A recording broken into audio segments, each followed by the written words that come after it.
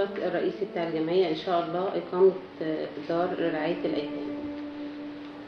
فإحنا تزامن الجمعية مشهرة منذ حوالي 9 شهور، يعني تزامن وقت إشهار الجمعية مع وقت قيام الثورة، فده أثر على طبعا حركة التبرعات في الجمعية. مش هنقول إن مفيش تبرعات، لأ طبعا الخير في أمة محمد إلى يوم الدين، هو في تبرعات ولكن بشكل ضئيل شوية، لأن احنا فتحنا مقر الجمعية بجانب الأسر الفقيرة، مش في منطقة غنية، في منطقة فقيرة.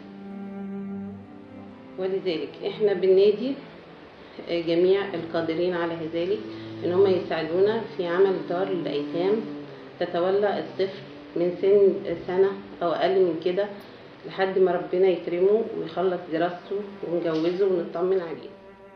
فاحنا من خبرتنا في هذا المجال عايزين نعمل حاجة نموذجية إن شاء الله من الألف للياء، لأن الطفل اليتيم مش محتاج أكل وشرب وسكن فقط، محتاج لحاجات كتير جدا، رعاية نفسية ورعاية اجتماعية وحب فائق الحدود.